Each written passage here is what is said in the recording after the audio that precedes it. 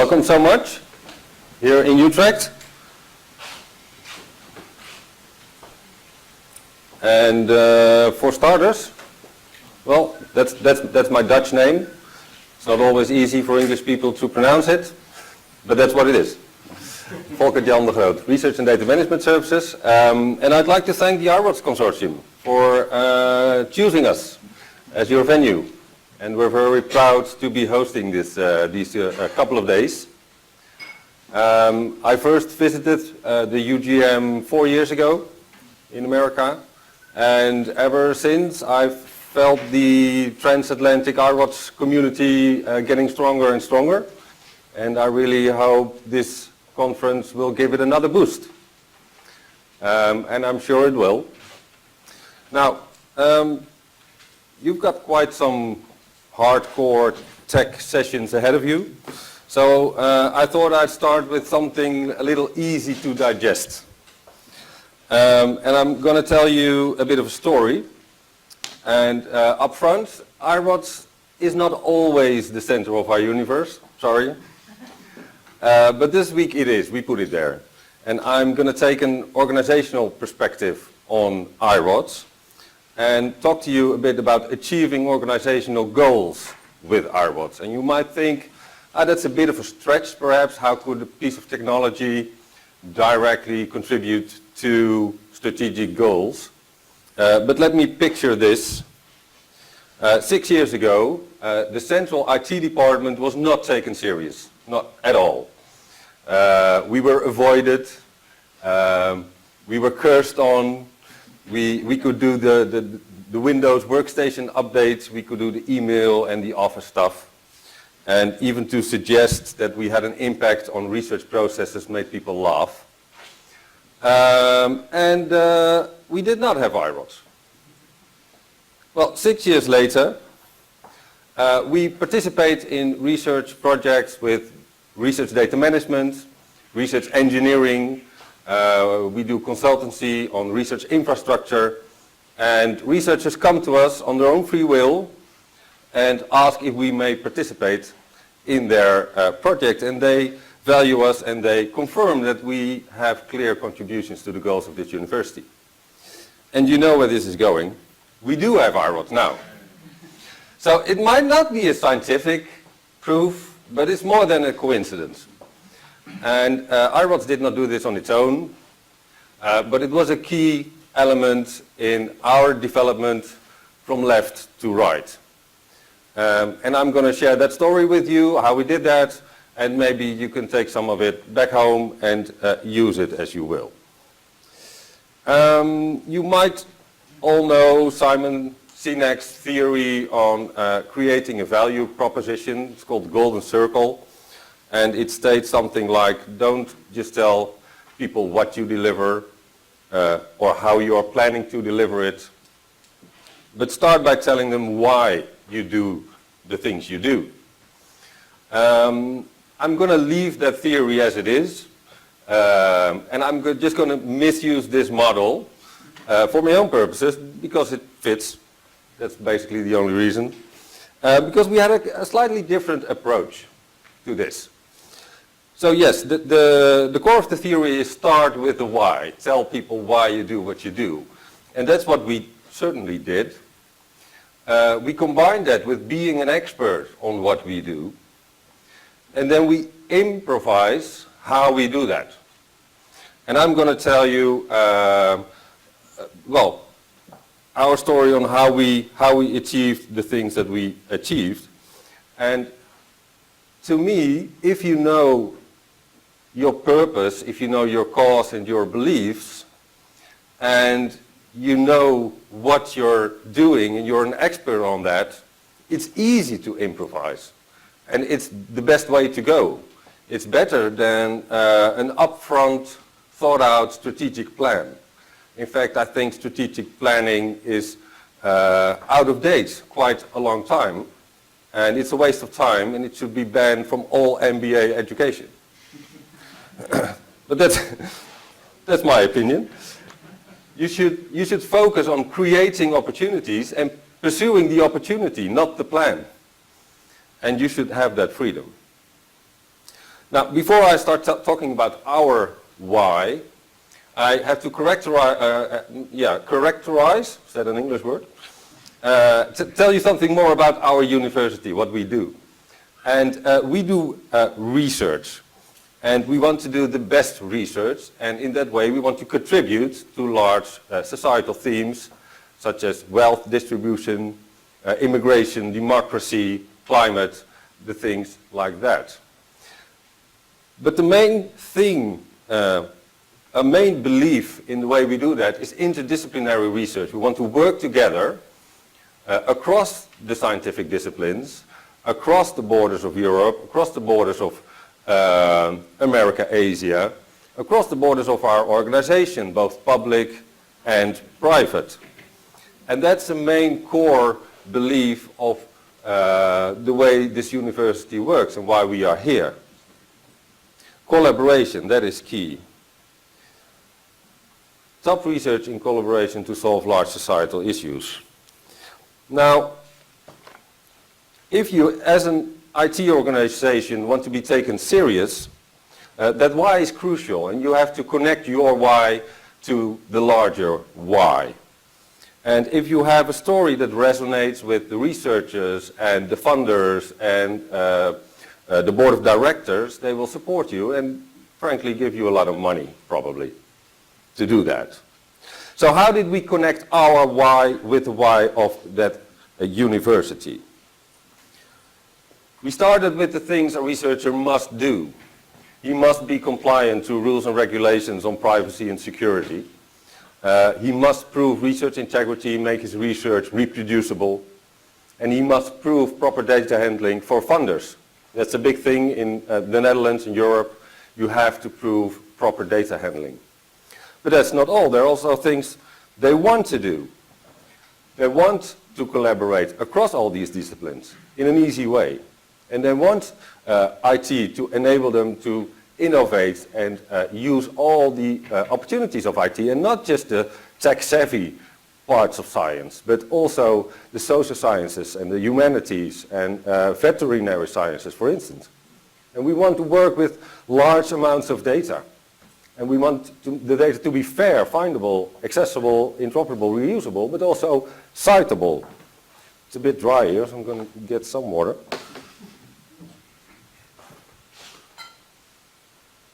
Yep. So for all future speakers, the water is down here.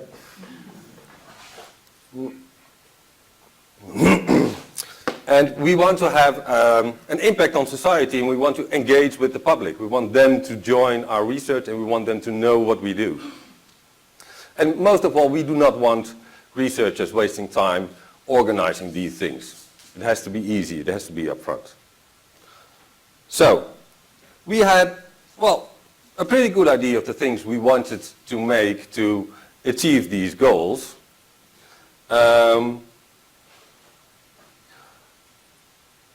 And it sums up a bit like this. We wanted data management facilities, but not just on the end of the data lifecycle for archiving or just for storage. We wanted to support the entire data lifecycle, from collection to publication to deposit, archiving, metadating, everything. On top of that, we wanted collaboration facilities, call it a virtual research environment, something like that. We wanted all researchers to be able to scale up their laptop and use some way of compute. And we wanted to connect these data management facilities to these compute facilities to make it easy to transport data. And we wanted European connectivity to large-scale facilities, laboratories across all of Europe. Now you can taste iRods here, right? you can hear it in the background. Yeah. So all of this breathes iRods. But that's not the only thing. We did not offer technology. We did not offer a storage solution. We offered a data management service. And the key element in offering a service are people. So we also invested in highly skilled people on data management and on research engineering. And research engineering, it's like data science, but then not just the science part. Right? I assume you know. And we teamed up with the library and created a service called RDM Support, Research Data Management Support, and you can find all our services on your u.nl/RDM if you want to look them up. And there we created a network with knowledge on legal affairs and on storage facilities or on technological issues, intellectual property, data management planning, funding, everything. And we had highly skilled research engineers. But knowing as an IT organization that this is what you want and you think this is what your researchers need, that's one thing, but achieving it is quite a different one. And that's where the improvisation really comes in. And like I said, in my opinion, strategic planning is a waste of time. And you have to focus on creating the opportunities. And I'm not saying you should not plan ahead, you should, but you maybe take it more as an ambition instead of a promise. And create some flexibility for yourself. And okay, one little secret, we did make yearly plans with goals and activities and funding, etc., etc. But that was a bit of window dressing for all the people who think you're in control if you do that. The key success factors in our approach, well, first of all, the combination us with the library really fitted well. They made data management their new core business, as lending out books is no longer a very solid business model, so they changed their focus to data management. Then we made that story, we created that why, and we got the finances.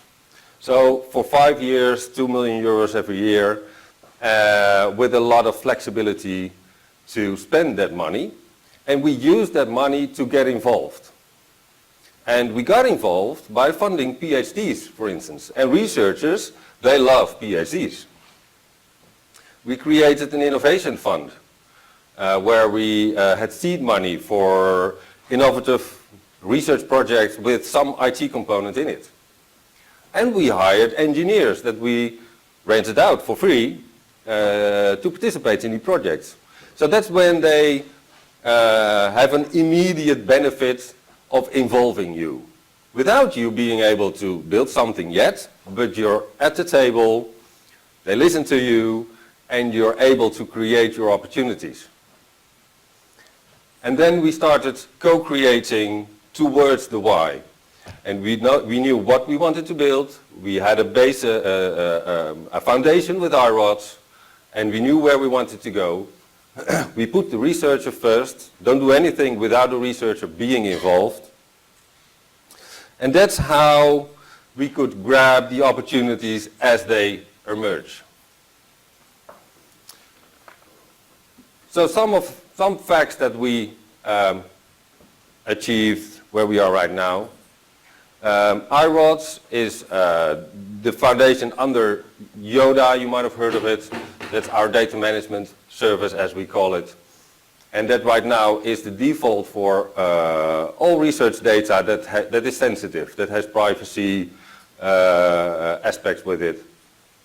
Because Yoda it's safe, it's easy, it's compliant. We support 3 large research consortia with the data management. And we have 2,800 users across all of the faculties, and we're now moving into the education domain. So they want all the research master students to also put their data on Yoda. And we have research engineers involved in lots of projects, and data management consultants involved in all the policy making when it comes to data management.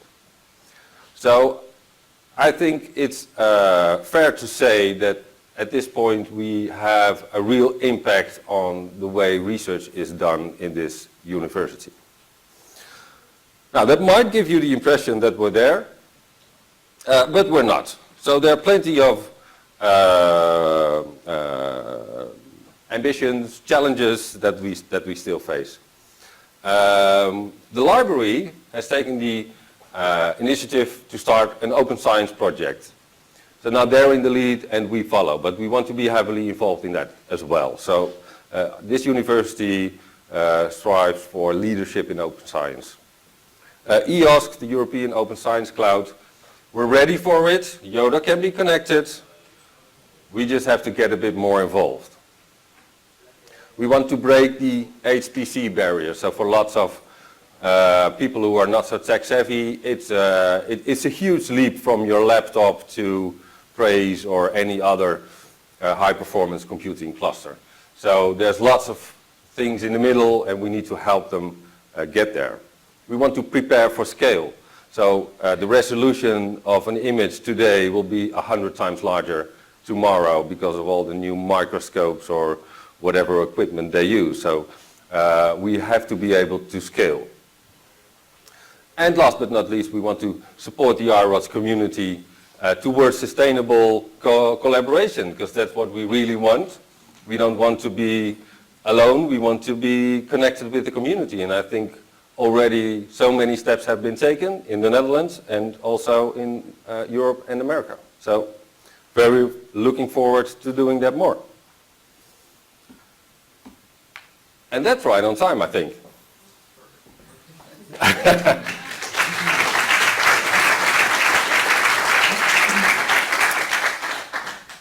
So if there are any questions, but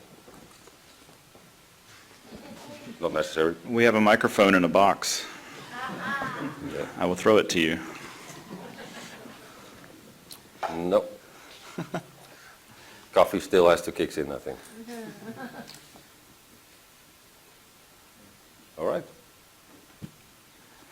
No questions. Nope. All right. Thank you so much for listening.